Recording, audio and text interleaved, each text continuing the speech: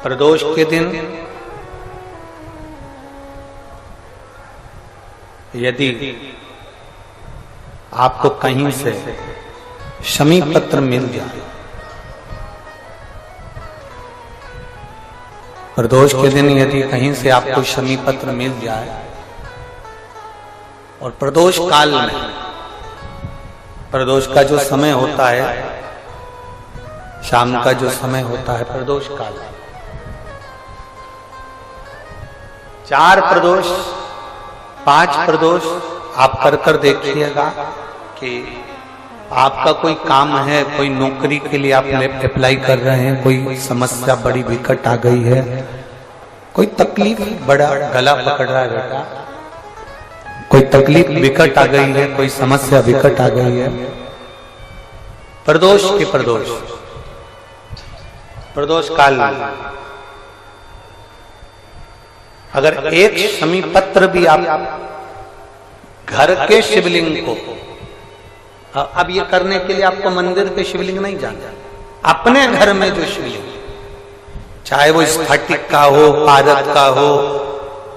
कंकर शंकर का हो, लकड़ी का हो, जो शिवलिंग तुम्हारे घर में, कांच का हो, चाहे वो नर्मदा के कंकर का हो, नर्मदेश्वर हो, पाषाण का हो,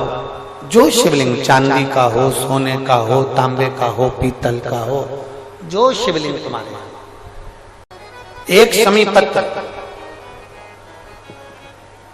यदि आप भगवान शंकर के शिवलिंग पर समर्पित कर रहे हो और उस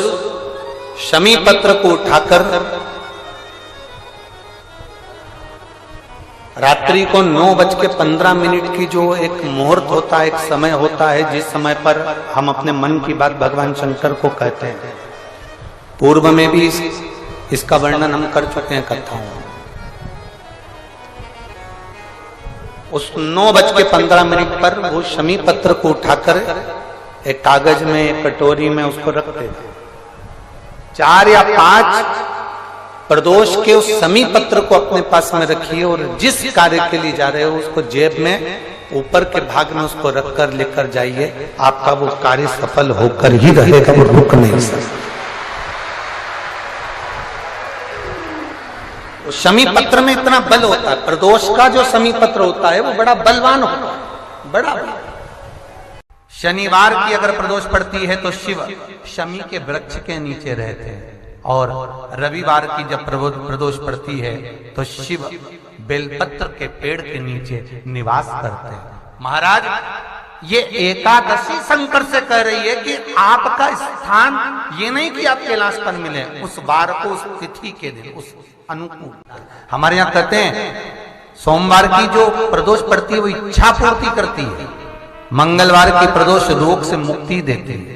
बुधवार की प्रदोष कामना की पूर्ति करती है, गुरुवार की प्रदोष शत्रुओं का नाश करती है, शुक्रवार की प्रदोष सुख और शांति देती है, शनिवार की प्रदोष संतान का सुख देती है, और रविवार की प्रदोष जो काम दुनिया में कोई नहीं कर सकता वो अचूक फल की प्राप्ति रविवार की प्रदोष करा देती है। महाराज, ऐसी प्रदोषों का नियम वर्णन किया चाहिए। भगवान कहते ठीक है, तू थोड़ी देर खड़ी हो। एकादशी सम्मुख खड़ी हुई, पार्वती जी ने जिस अंगुष्ठ का जल पीने के लिए लिया था हाथ में, बस पीने ही वाली थी, शंकर भगवान ने वही हाथ में जल लेकर एकादशी के हाथ में उसको देकर कहा, ले, ये मेरे द्वारा निर्मित एक व्रत है जिसे त्रयोदशी के दिन तूने मांगा है, मैं तुझे देता हूँ। आज इस व्रत का फल मैं तुझे प्रदान करता हूँ। अब तू जिस जीवात्मा को लेकर जाएगी उसका पाप प्रबल नहीं होगा। किसी स्त्री, पुरुष, बालक, बुजुर्ग जो भी होगा जिसने प्रदोष का व्रत करा होगा, वो जीवात्मा को तू किसी फल की कामना से नहीं, स्वतः ही लेकर चली जाए, उसमें कोई कामना नहीं है। बन सके जीवन में 11 प्रदोष या 26 प्रदोष करने के बाद आप उसका उद्यापन कर विराम भी दे सकते, पर जीवन में एक बार प्रदोष का व्रत मौका मिले, जिस कामना से, जिस दिन का भाव आपके मन में आए कि मुझे रोग से मुक्ति पाना है तो ये प्रदोष मुझे करना है, मैं रोग मुक्ति के लिए, हम जो भी आपके मन में आ रहा है, संतान प्राप्ति के लिए शनिचरी प्रदोष, आप उसका स्मरण करें।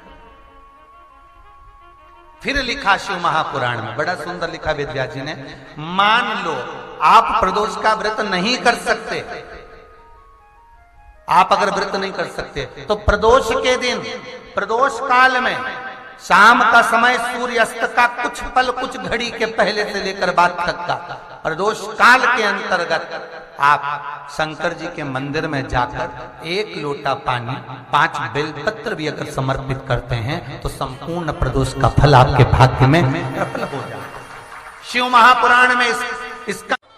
जिस प्रदोष व्रत का हम वर्णन करते हैं, जिस प्रदोष के दिन का आपको बधाई कल हमने दी थी कि प्रदोष की आपको बधाई हो, प्रदोष शाम का जो समय होता है, प्रदोष काल जो होता है, उसका वर्णन जब हम करते हैं, ये प्रदोष की पूजन का विधान किसने बनाया, ये प्रदोष की पूजन का नियम किसने बनाया, ये प्रदोष की संध्या काल का, प्रदोष के समय का पूजन का विधान कौन बनाया, ये प्रदोष के समय पर 1 बेलपत्र चढ़ाने का विधान किसने बनाया, प्रदोष के समय पर 1 समीपत्र चढ़ने का विधान किसने बनाया, प्रदोष के समय पर अगर मान लो कोई भिखारी से भिखारी व्यक्ति भी है जो ठेला चला रहा है, उसके पास में खाने के लिए कुछ नहीं है, फटे कपड़े पहन रहा है, उसकी जिंदगी में कुछ भी नहीं बचा और कर्जे में लदालूम हो गया, 1 चावल का दाना अगर वो प्रदोष के दिन, प्रदोष काल में शाम के समय पर शंकर के शिवलिंग पर चढ़ा देता है तो 3 या 4 प्रदोष में उसका कर्जा चूकना प्रारंभ हो जाता है। प्रदोष का विधान है।